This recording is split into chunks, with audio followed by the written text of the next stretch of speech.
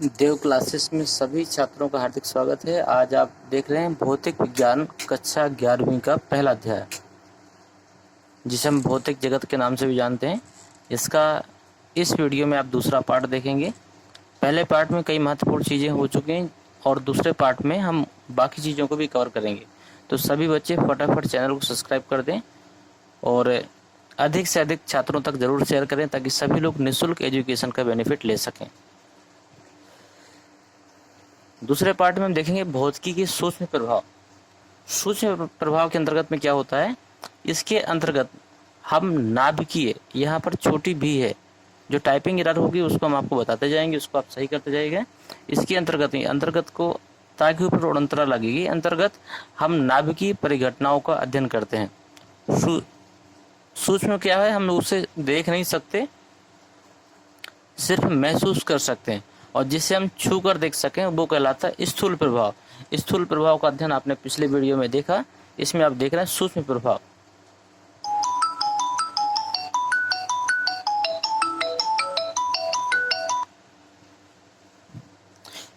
इस शाखा में हम इलेक्ट्रॉन, प्रोटॉन, न्यूट्रॉन इत्यादि के पारस्परिक क्रियाओं का अध्ययन करते हैं। मतलब इसमें हम इलेक्ट्रॉनों का अध्ययन करते हैं, प्रोटॉनों को करते हैं और न्यूट्रॉनों को करते हैं। अगला देखिए महत्वपूर्ण चीज है बल।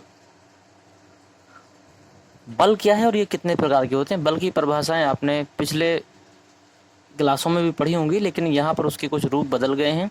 बल वह वाह कारक है, यहाँ पर ये वाह नहीं है, वाह है, बड़ा वाह होगा, छोटा हा होगा। वाह कारक है जो किसी वस्तु के गति में परिवर्तन कर देता है। कुछ टाइपिंग एरर होगी अगर अक्षरों में, तो हम आपको बताते जाएंगे, क्योंकि नोट्स बच्चों के द्वारा तैयार करवाई जा रही है, तो कुछ अगर मिस्टेक होंगी तो उन्हें हम आपको सही करवाते जाएंगे, आपको सही लिखना है। बल वह वाह कारक है जो किसी वस्तु के गति में परिवर्तन कर देता है या विरूपण उत्पन्न कर देता है। तो परिवर्तन तो आप समझ गए होंगे, जैसे कोई भी वस्तु स्थिर अवस्था में है, यदि हम उसमें चोट मारते हैं तो वह वस्तु गति अवस्था में आ जाती है, या फिर किसी गतिमान वस्तु को अगर हम अवरोध उत्पन्न कर दें तो उसकी गति समाप्त हो जाती है और वो वस्तु रुक जाती है। ये तो था गति में परिवर्तन। अब कहते हैं विरूपण। विरूपण का मतलब होता है किसी भी वस्तु का अपने रूप को बदल देना। तो विरूपण वो होता है, विरूपण में वस्तु की जो आकृति होती है वो चेंज हो जाती है। जैसे गुब्बारे में हवा भरने के बाद में यदि आप उसको दबाते हैं उसका रूप बदल जाएगा, इसके बाद जब छोड़ेंगे तो वह पुनः अपनी स्थिति में आ जाएगी। या फिर आप किसी गेंद को ले लीजिए जो प्लास्टिक की होती है, यदि आप उसको प्रेशर डालते हैं तो वो आपकी पिचक जाती है और उसके बाद छोड़ने पर वह पुनः अपने रूप में आ जाती है। तो ये कहलाता है विरूपण की स्थिति। तो बल वह वाह कारक है जो किसी वस्तु की स्थिति में परिवर्तन करता है अथवा विरूपण उत्पन्न कर देता है। ये कितने प्रकार के होते हैं। प्रकृति में मूल बल निम्नलिखित प्रकार के होते हैं। नंबर 1 गुरुत्वाकर्षण बल, नंबर 2 विद्युत चुम्बकीय बल, नंबर 3 नाभिकीय बल, छोटी भी है यहाँ पर छोटी भी है। अगला है क्षीण नाभिकीय बल। ये भी देखिए मिस्टेक है, यहाँ पर क्षीण नाभिकीय, छोटा यहाँ पे मात्रा लगाएंगे, क्षीण नाभिकीय बल।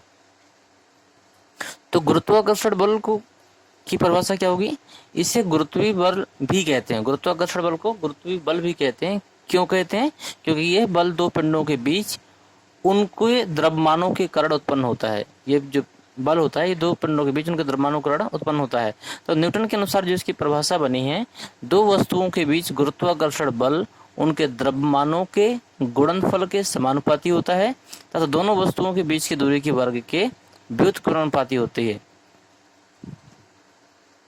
गुरुत्वाकर्षण बल प्रकृति में पाया जाने वाला सबसे कमजोर बल है, इसे क्षीण बल भी कहते हैं। गुरुत्वाकर्षण बल को हम लोग क्षीण बल भी कहते हैं। दूसरा है विद्युत चुम्बकीय बल।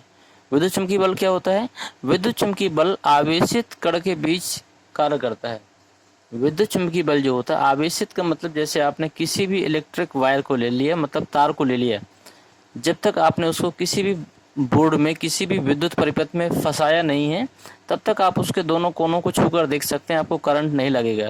लेकिन जैसे आप उसको किसी विद्युत परिपथ में फंसाते हैं तो उसमें एक धारा बहने लगती है, उसी धारा के कारण आपको करंट का अनुभव होता है।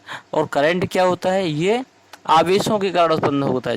जिन वस्तुओं में आवेश नहीं होगा, आवेशित कण नहीं होंगे, इलेक्ट्रॉन नहीं होंगे, उनमें कभी भी धारा का प्रवाह नहीं हो सकता है। तो इससे आप समझें विद्युत चुम्बकीय बल आवेशित कणों के बीच कार्य करता है। यह समान आवेशों में प्रतिकर्षण यदि प्लस प्लस है तो प्रतिकर्षण और विपरीत आवेशों में आकर्षण बल का कार्य करता है। तो कूलाम ने इसके लिए क्या परिभाषा दी है? दो बिंदु आवेशों के बीच आकर्षण या प्रतिकर्षण बल का परिमाण दोनों आवेशों के परिमाण के गुणनफल के समानुपाती। ध्यान दीजिएगा, दो बिंदु आवेशों के बीच आकर्षण या प्रतिकर्षण बल का परिमाण दोनों आवेशों के परिमाण के गुणनफल के समानुपाती तथा उनके बीच के दूरी के वर्ग के व्युत्क्रमानुपाती होता है। दो बिंदु आवेशों के बीच जो आकर्षण बल होगा या प्रतिकर्षण बल होगा, दोनों का परिमाण और परिणाम में अंतर है। परिमाण कहते हैं संख्यात्मक मान को, और परिणाम बोलते हैं जो फिक्स कोई वैल्यू आ जाती है सभी अंकों को जोड़ने के बाद में। तो परिणाम एक अलग चीज होती है। तो परिमाण में ध्यान दीजिएगा, परिमाण में संख्यात्मक मान मतलब आवेश का द्रव्यमान कितना है, आवेश का मान कितना है। तो जो मान होता है वो परिमाण कहलाता है, और इसके बाद में जो मात्रक होता है उसे मात्रक ही कहते हैं। अगला देखते हैं, ये है इसका सूत्र F बराबर Q1। यहाँ पर ये Q1 है, F बराबर Q1 Q2 बटे R स्क्वायर।